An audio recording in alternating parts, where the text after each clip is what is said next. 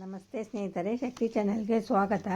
ಹೇಗಿದ್ದೀರಾ ನೀವೆಲ್ಲರೂ ಚೆನ್ನಾಗಿದ್ದೀರಾ ಅಂತ ನಾನು ಭಾವಿಸ್ತೀನಿ. ಸಾಮಾನ್ಯವಾಗಿ ನಾವು ದೋಸೆಗೆ ಆಲೂಗೆಡ್ಡೆ ಪಲ್ಯ ಮಾಡ್ಕೊತೀವಿ. ಆ ಪಲ್ಯದಿಂದಲೇ ಪರೋಟ ಕೂಡ ಮಾಡ್ಕೋಬೋದು. ತುಂಬಾ ಚೆನ್ನಾಗಿರುತ್ತೆ.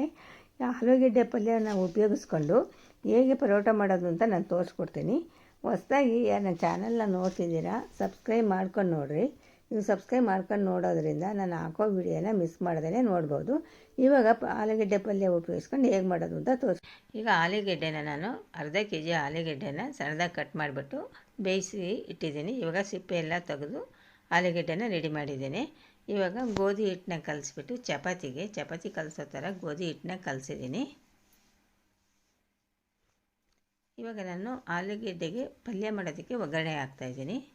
ಒಂದು 4 ಸ್ಪೂನು ಎಣ್ಣೆ ಹಾಕಿದ್ದೀನಿ. ಬಾಣಲಿ ಇಟ್ಬಿಟ್ಟು 4 ಸ್ಪೂನ್ ಎಣ್ಣೆ ಹಾಕಿದ್ದೀನಿ. ಇವಾಗ ಸಾಸಿವೆ ಹಾಕ್ತೀನಿ. ಹಸಿರು ಮೆಣಸಿನ್ಕಾಯಿ ಹಾಕ್ತೀನಿ.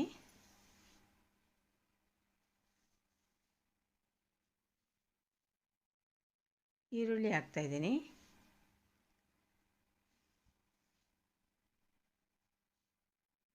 ನಾನು 10 ಹಸಿರು ಮೆಣಸಿನ್ಕಾಯಿ, 2 ಗೆಡ್ಡೆ ಈರುಳ್ಳಿ. ಹಸಿರು ಮೆಣಸಿನ್ಕಾಯಿ ಈರುಳ್ಳಿ ಹಾಕ್ಬಿಟ್ಟು ಈರುಳ್ಳಿ ಮೆತ್ತಗಾಗೋವರೆಗೂ ಫ್ರೈ ಮಾಡ್ತೀನಿ.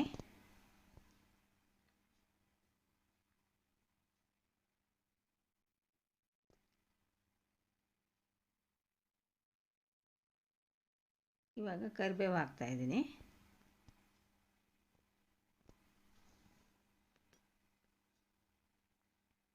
ಮೀಡಿಯಮ್ ಉರಿ ಇಟ್ಕೊಂಡು ಈರುಳ್ಳಿ ಮೆತ್ತಗಾಗಬೇಕು. ಇವಾಗ ಸ್ವಲ್ಪ ತೆಂಗಿನ ತುರಿ ಹಾಕ್ತಾಯಿದ್ದೀನಿ. ಒಂದು 1/4 ಕಪ್ಪು ತೆಂಗಿನ ತುರಿ ಮತ್ತು ಈರುಳ್ಳಿನ ಚೆನ್ನಾಗಿ ಫ್ರೈ ಮಾಡ್ತೀನಿ.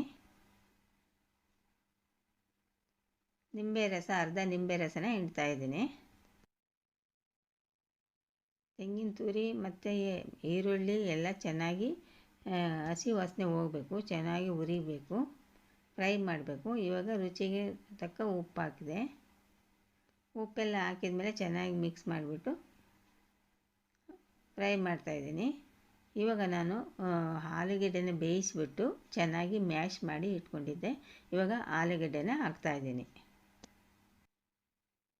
ಇವಾಗ ಆಲೂಗೆಡ್ಡೆ ಹಾಕಿದ ಮೇಲೆ ಚೆನ್ನಾಗಿ ಮಿಕ್ಸ್ ಮಾಡಿಬಿಟ್ಟು ಚೆನ್ನಾಗಿ ಸಣ್ಣ ಉರಿ ಇಟ್ಕೊಂಡು ಆಲೂಗೆಡ್ಡೆ ಚೆನ್ನಾಗಿ ಮ್ಯಾಶ್ ಮಾಡಬೇಕು. ಆಲೂಗೆಡ್ಡೆ ಸ್ವಲ್ಪ ಕೂಡ ಗಂಟು ಥರ ಇರಬಾರ್ದು. ಏಕೆಂದರೆ ಪರೋಟದಲ್ಲಿ ಹಾಕಿ ಲಟ್ಟಿಸುವಾಗ ಅದು ಗಂಟು ಇರಬಾರ್ದು. ಅದಕ್ಕೋಸ್ಕರ ಚೆನ್ನಾಗಿ ಆಲೂಗೆಡ್ಡೆನ ಮ್ಯಾಶ್ ಮಾಡಬೇಕು. ನೋಡಿ, ಇವಾಗ ನಾನು ನೋಡ್ತಾ ಇದ್ದೀರಲ್ವ, ನಾನು ಮಾಡ್ತಾಯಿದ್ದೀನಲ್ಲ ಆ ಥರ ಚೆನ್ನಾಗಿ ಆಲೂಗೆಡ್ಡೆನ ಮ್ಯಾಶ್ ಮಾಡಬೇಕು, ಗಂಟು ಇರಬಾರ್ದು.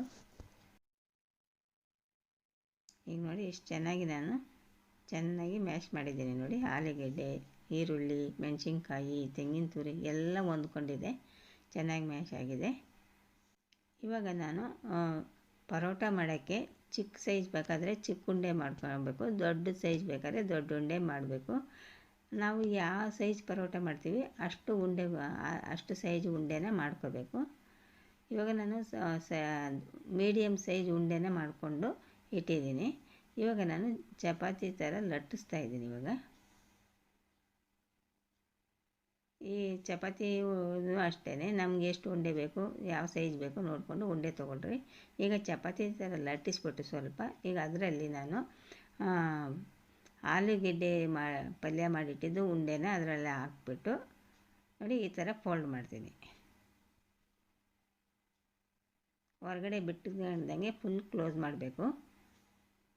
ಈಗ ಫೋಲ್ಡ್ ಮಾಡಿದ್ದಾಗಿದೆ. ಇವಾಗ ನಾನು ಲಟ್ಟಣಿಗೆಯಲ್ಲಿ ಲಟ್ಟಿಸ್ತಿದ್ದೀನಿ. ನೋಡಿರಿ, ಆ ಪಲ್ಯ ಇಟ್ಟಿರೋದು ಹೊರಗಡೆ ಬರಬಾರ್ದು.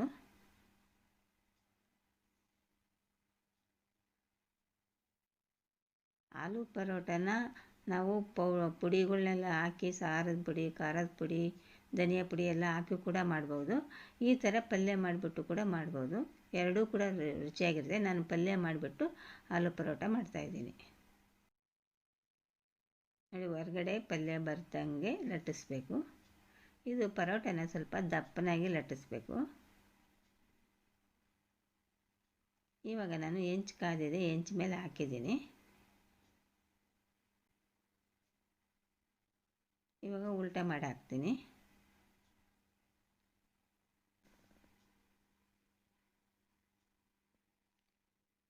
ಉಲ್ಟಾ ಮಾಡಿ ಹಾಕಿ ಇವಾಗ ನಾನು ಮೇಲೆ ಎಣ್ಣೆ ಸವರ್ತಾ ಇದ್ದೀನಿ. ನೀವು ತುಪ್ಪನಾದ್ರೂ ಸವರ್ಬೋದು, ಚೆನ್ನಾಗಿರುತ್ತೆ ನೋಡಿ. ಇವಾಗ ಮತ್ತೆ ಉಲ್ಟಾ ಮಾಡಿ ಹಾಕ್ತಿದ್ದೀನಿ. ಚೆನ್ನಾಗಿ ಎರಡೂ ಕಡೆ ಬೇಯಿಸಬೇಕು. ನಾನೀಗ ಉಲ್ಟಾ ಮಾಡಿ ಹಾಕಿದ ಮೇಲೆ ಮತ್ತೆ ಎಣ್ಣೆ ಸವರ್ತಾ ಇದ್ದೀನಿ. ಇನ್ನೊಂದು ಸೈಡಿಗೆ ಎಣ್ಣೆ ಸವರ್ತಾ ಇದ್ದೀನಿ.